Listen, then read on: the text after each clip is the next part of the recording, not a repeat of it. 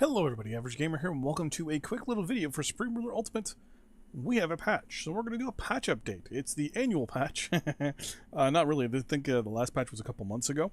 We have another one. It hasn't been announced yet, it just went live a few moments ago. But I thought I would put up this video ASAP when I found out about it, when I logged into Steam.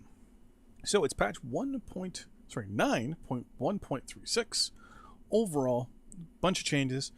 Quickly, what I want to say about people that are kind of sad about the fact that Great War is out, people are saying, well, that means Supreme Ruler Ultimate is done in development.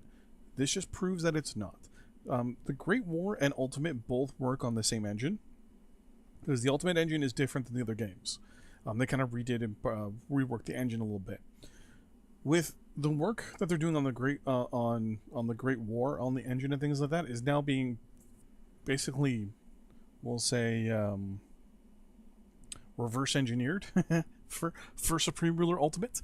And because of that, and people buying the Great War, the gentlemen over at BattleGoat are able to actually do more work on Supreme Ruler Ultimate as well. So when people are like, well, I don't want to buy the game, you know, it's shovelware, you know, I like Ultimate, Ultimate is it, I'm good to go, it has everything. Yes, it has everything, but if you want to support the company itself, $20, there you go. And they're still supporting, you know, their last game, which is, in my eyes, really, really good. So let's get to the patch notes, shall we? So 9.1.36, as you can see, right here. There's mainly, what, 3, 6, 7, 8, 9, 10 major points to the patch, including one really big one. So the first one is that this is some multiple support for some WM data files. Basically, it's some engine changes and things like that. No real big deal stuff.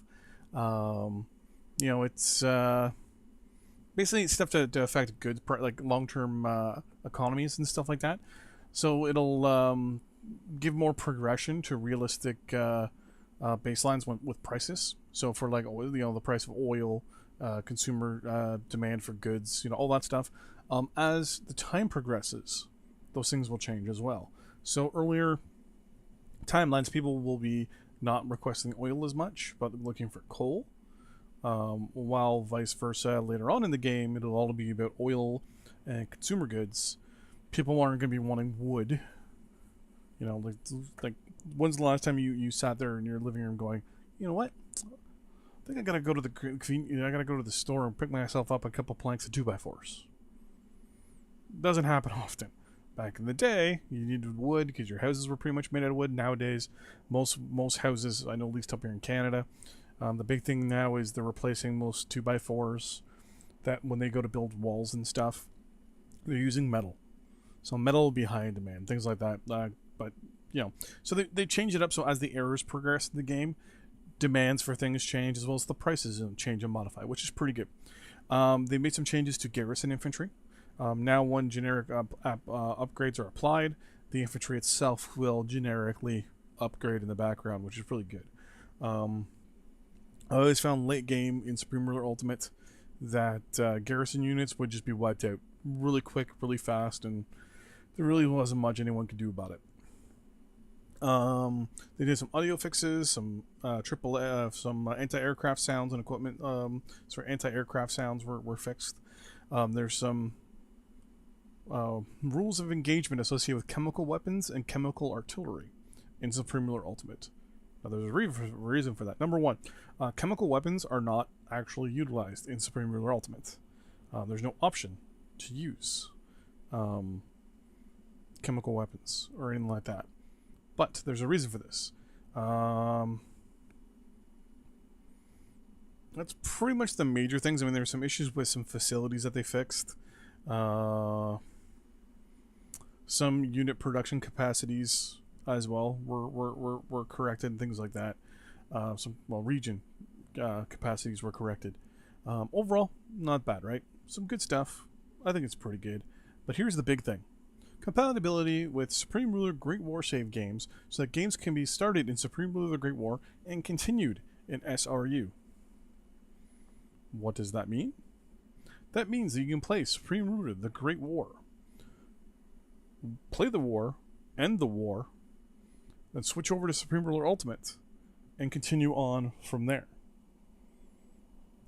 Backwards compatibility, basically, for saves, or cross gaming saves. This is good, because think about this. Say they came out with a even older game. Say a Napoleonic era game. Well, you set it up for a certain time frame now to say, hey, listen, there's a hard ending now. It ends at a hard date of this. If you want to go beyond 1900, say, for example, because it's the 1800s, if you want to go beyond 1900, it's now compatible with Supreme Ruler of the Great War. Load it into Supreme Ruler of the Great War, you play it 1900, go on through go on through to the Great War. That goes to, we'll say, 1936. 1936 ends, and it goes into Supreme Ruler Ultimate. And then, boom, it goes from there. I think that's something that's really, really going to open up some possibilities. I think it's going to be really, really nice. It does show, obviously, that the Great War was completely based on Ultimate, the Ultimate engine and the Ultimate system. So I don't think it was really that hard for them to do, but massive props for those options. So soon, interesting. So the third is, we're gonna have to look to see, because right now they don't show up. We will do a test, possibly this weekend, to see. Oh, I just hit. Did I hit load? I hit load. Boop. I have no idea what we're loading, but oh, look at that. It's our Ottawa game, or our Canada game. Anyways, but yeah, that's going to be that for this episode. Over this weekend, I'm going to hope to try and get a live stream in where we practice, or at least test out, the save game feature. See if we can transfer from one to the other using my my personal campaign as the German Empire. With that in mind, thanks for watching. I'll see you guys next time. Bye-bye.